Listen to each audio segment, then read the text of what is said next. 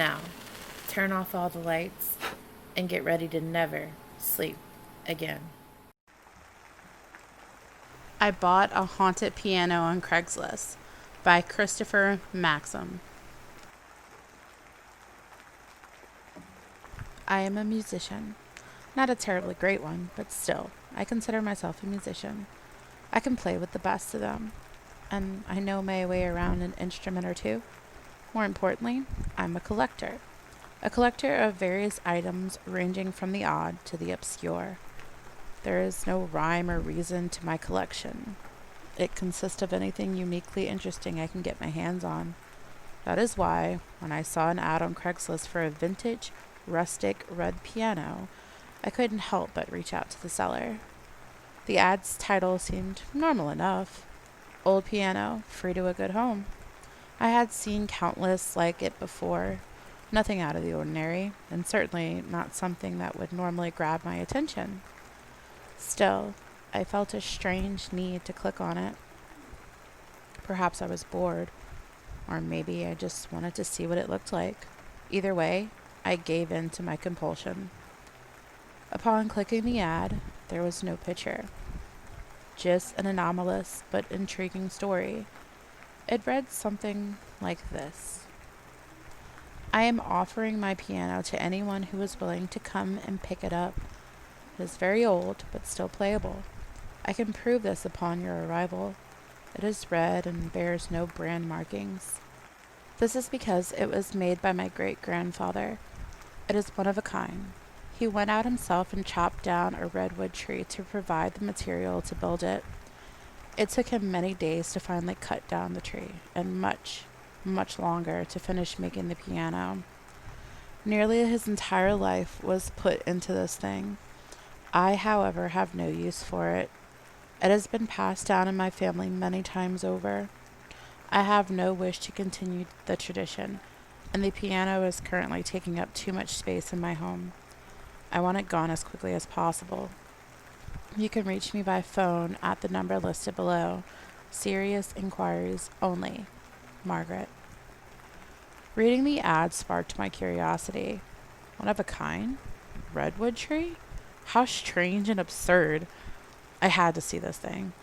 If it was half as remarkable as Margaret's description made it out to be, then it was a must-have for my ever-growing collection. As such, I decided to give her a call. Margaret answered the phone after the first ring and immediately asked, "Is this about the piano?" She was thrilled to hear I was interested. I too was thrilled, happy to know it was still available. We set up a time the next day for me to come over and take a look at it. I hung up the phone, excited as could be. I had a feeling this piano would become the new centerpiece of my collection. My antiques and oddities spanned many eras of history, as well as numerous countries. They ranged anywhere from the mundane to the wildly bizarre, but all of them were nothing if not great conversation pieces.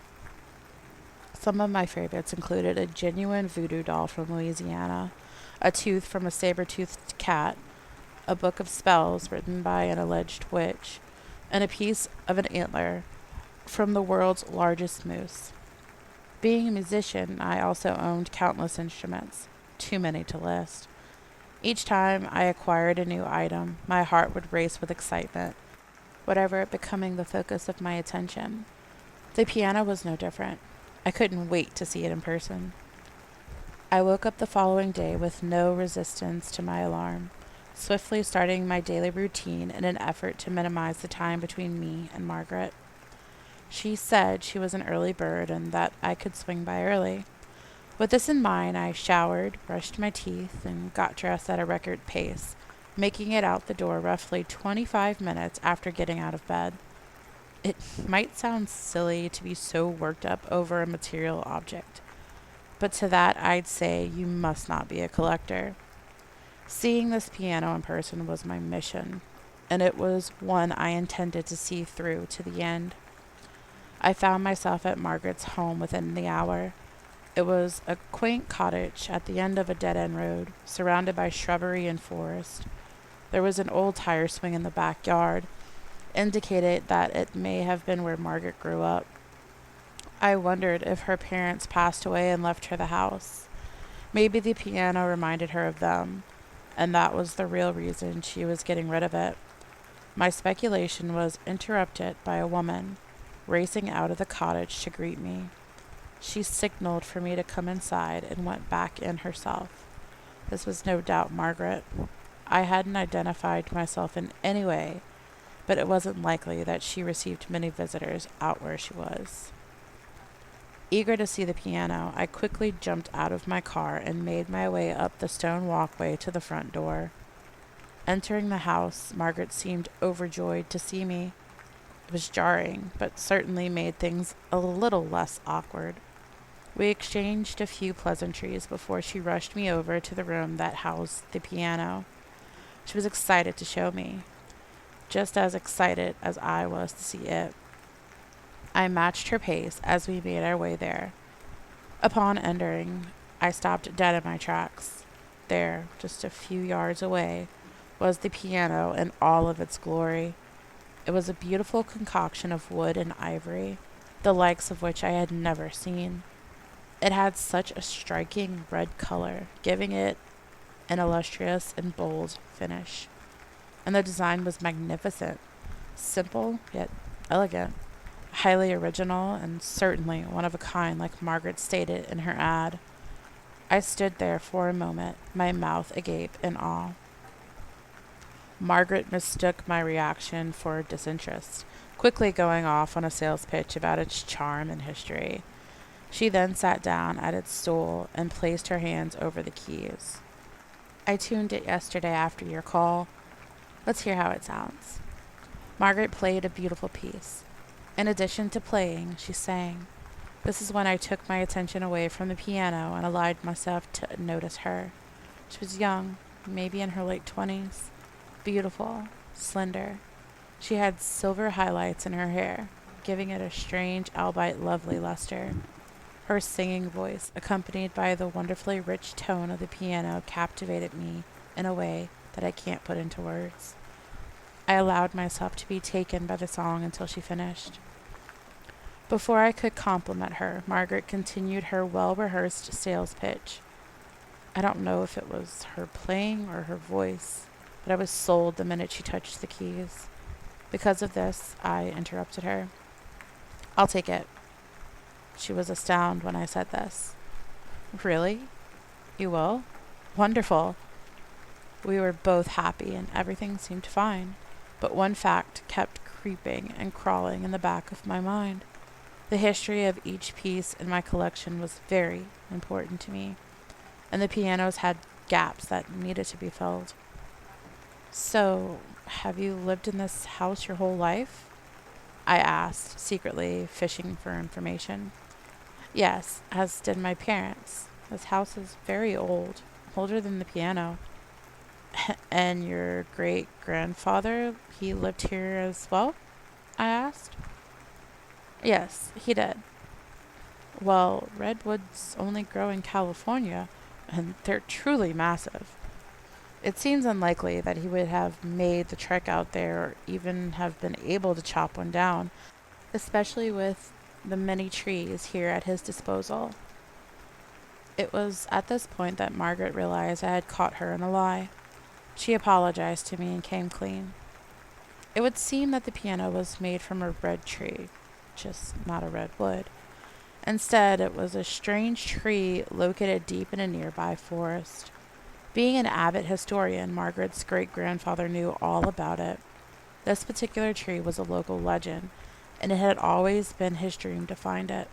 It was known as the Blood Tree, a sacred place for Native American worship from a time long since past.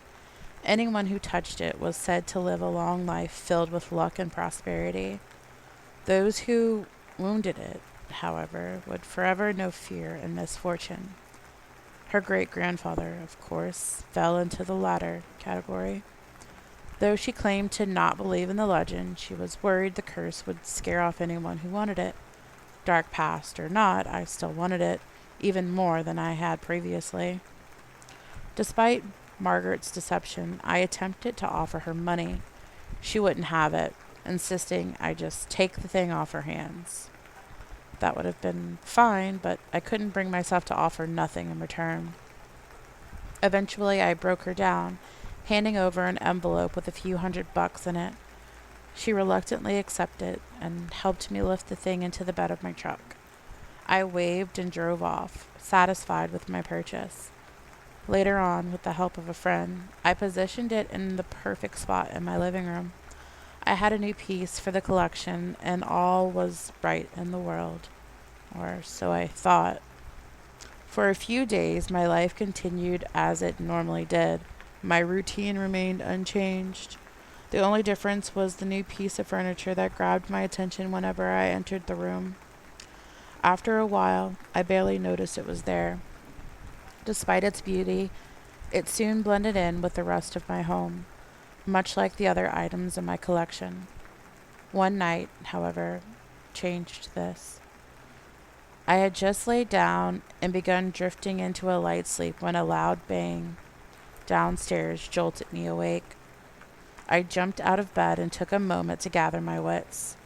The sound was unmistakably the piano's fallboard slamming shut over the keys. That could easily happen on its own, had I left it open. This wasn't the case. I hadn't played the piano once since I procured it. So, what created the sound? I raced downstairs in an effort to satisfy my curiosity and put my mind at ease. What I found did neither. The piano's fallboard was up. Not only had it not shut over the keys, but it was inexplicably open, despite my never touching it. Confusion swam through my brain, but soon submitted to the clutches of late-night weariness. In an effort to make sense of things, I shut the fallboard and chalked up the noise to an animal outside before venturing back to bed. Nothing to worry about. The next day was pretty normal at first. I woke up early, took a shower, brushed my teeth, and started my commute. I worked and dealt with the stress that came along with it, just as I always did. The piano was the farthest thing from my mind. It wasn't until I got home that it crept its way back in. Upon opening the door to my house, I was greeted by a cold gust that rushed out from within. I hadn't left the AC on, so this was strange. I walked into the living room and set my jacket on the couch. I then looked up and noticed the piano. The fallboard. It was up. That couldn't be. I shut it the night before. Had someone broken in? I sped around my house, a kitchen knife in hand, ready to attack any would-be intruder. There was no one. After checking every inch of the house, I eventually found myself back in the living room, in front of the piano. The fallboard was now down. Was I going mad? No, of course not. This was just the byproduct of an exhausted, overworked mind, nothing more. At least that's what I told myself to keep from dwelling on it. Still somewhat frazzled, I escaped to my bedroom and attempted to catch some shut-eye. After changing out of my work attire and into my nightwear, my body fell into bed, an ocean of warm blankets and pillows enveloping me.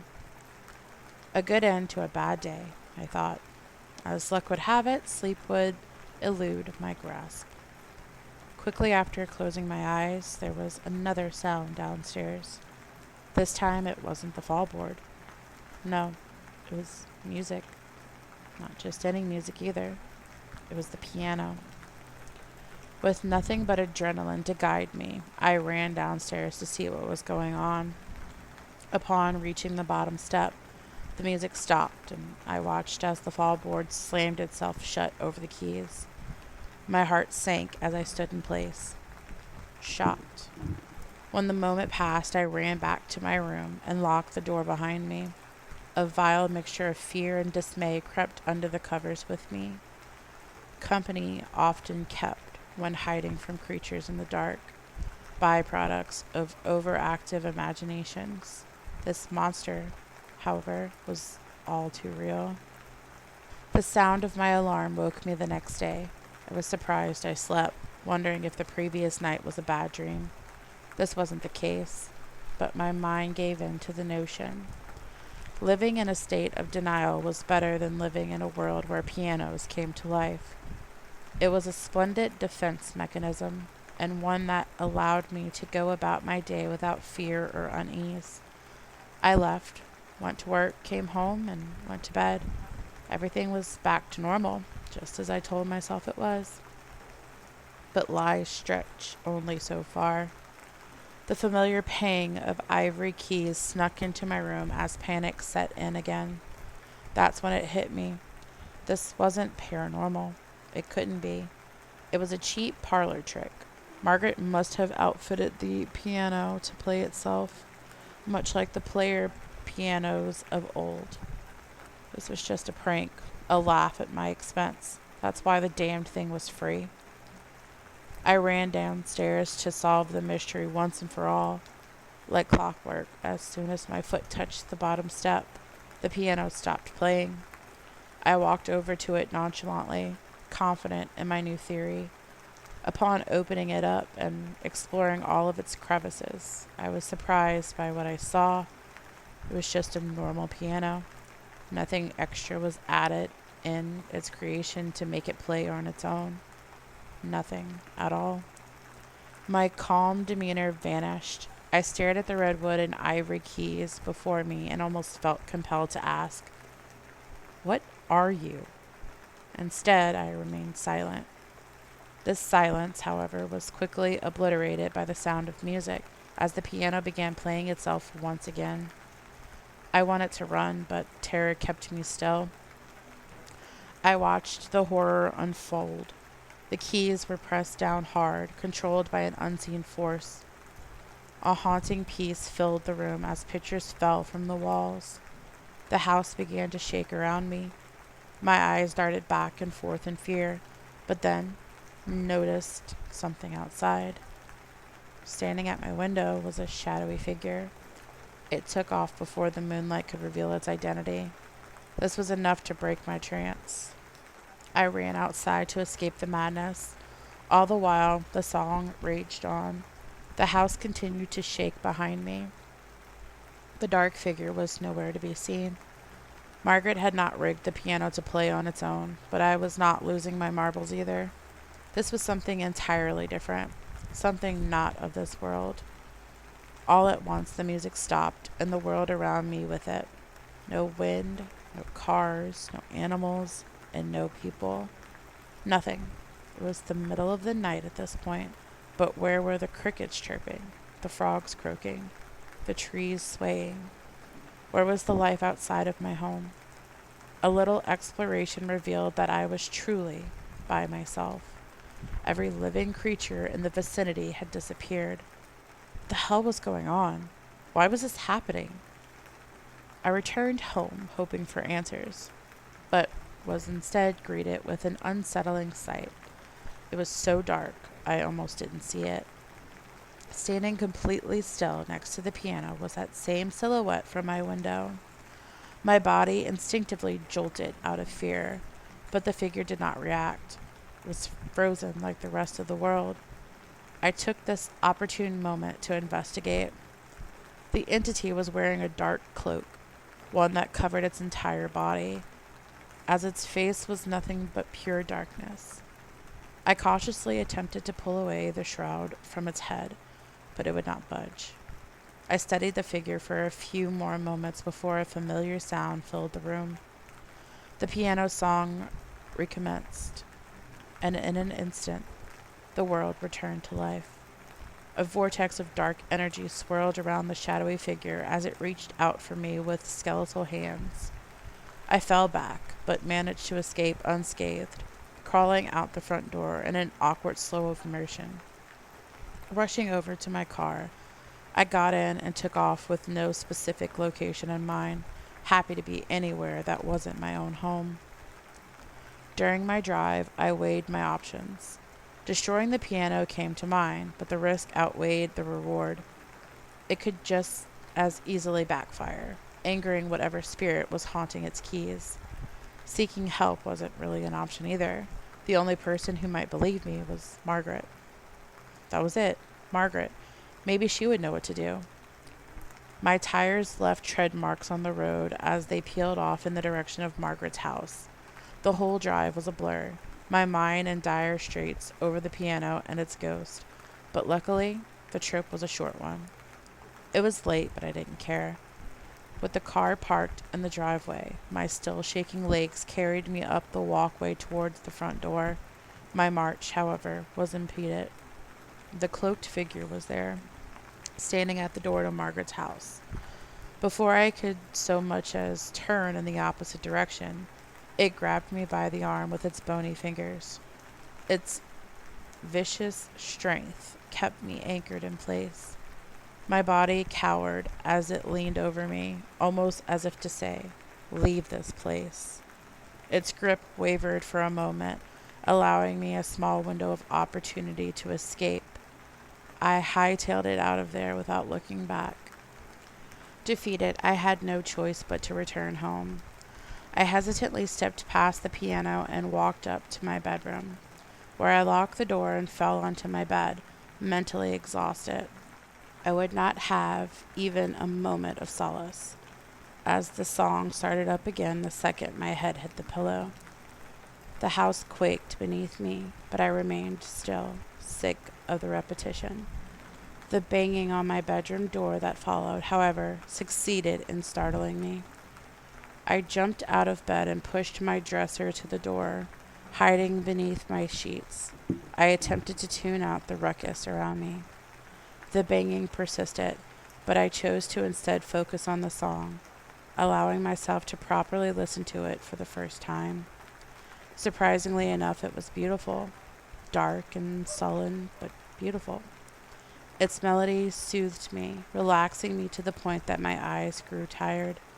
Despite the pandemonium, I fell asleep and dreamt.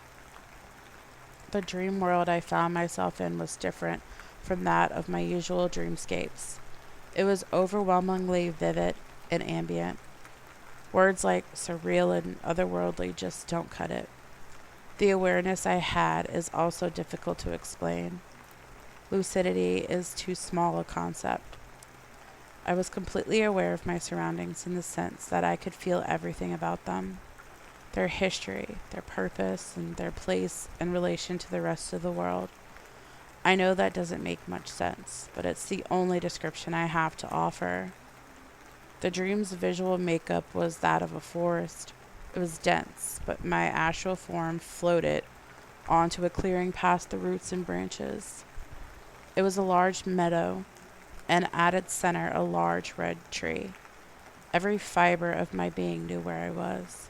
This was the blood tree, the precursor to my piano, the building blocks of a haunting in the form of a sacred plant. As I marveled at the beauty of the blood tree, a person stepped out from behind it, a Native American. He didn't speak. He simply pointed at the tree. This is when the piano leaked into my dream. The song played as glowing lines ran up and down the tree's bark. The Native American put his hand to the wood, motioning for me to do the same. Bewildered and awestruck, I obliged. The glowing lines raced past my skin. It was an incredible sensation. As these lines traveled, my eyes were filled with visions, a glimpse into the blood tree's past. Its bark wasn't always red.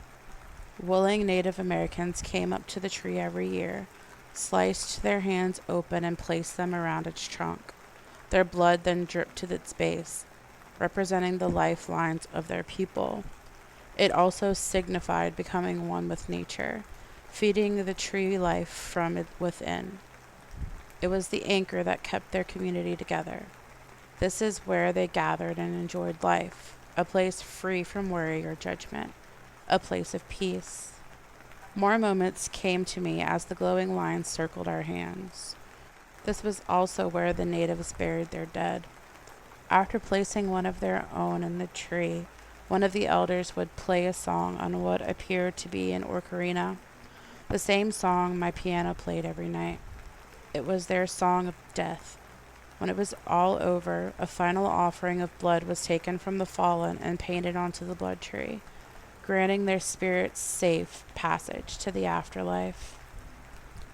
When the vision ceased, my new friend released his hand from the bark, reached into his satchel, and pulled out an ocarina. He began playing the Song of Death, but then stopped.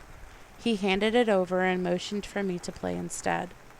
I wasn't sure what he was up to, but felt no need to defy his wishes. With a little practice, I was able to get the hang of the instrument and play the song he sought to hear. As I played, the blood tree began wilting, its bark changing from red to black. My friend was ecstatic. For one reason or another, this is what he wanted.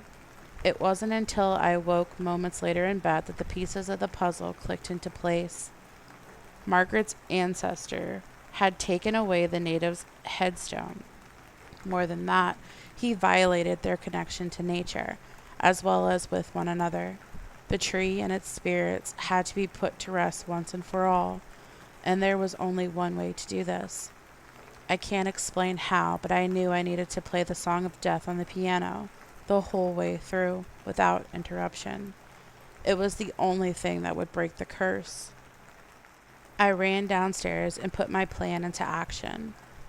When my hands touched the keys, the house violently shook, knocking frames and furniture all over the place. I kept my composure. Out of the corner of my eye, I saw the dark figure, standing at my window again. Still, I continued. I had an obligation to persevere, if not for the tree or its ghost, then for myself. The nightmare had to end.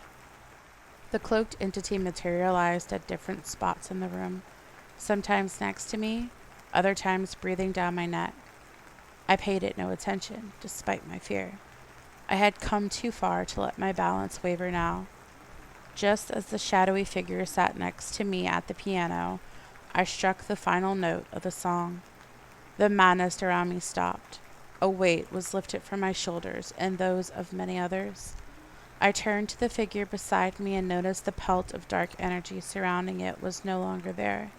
It reached up and pulled the shroud from its face, revealing its identity. It was the Native American from my dream. He threw me a thankful smile before vanishing, happy to be released from his purgatory. I, too, was elated. The ordeal was over, and countless spirits could rest easy, free to cross over to the other side. My work was done. Months have passed, and the piano remains in my living room, quieter than it's ever been before. I even play it from time to time. If there's one thing you can take away from my experience, it's to be mindful of the things that go bump in the night. Some of them might just be wayward souls trying to communicate, begging for a chance to be heard by the living. Try your best not to be frightened. You might be surprised about what you can do to help. And please, let this tale be a warning to you. Don't ever buy strange things from Craigslist. You'll thank me later. Greetings, spoils and ghouls. If you like this video, be sure to give it a thumbs up. If you'd like to see more, subscribe and hit the bell so you don't miss out. If you have a request or suggestion, make sure to leave them in the comment section below. We hope you enjoyed this video, and remember to stay spooky.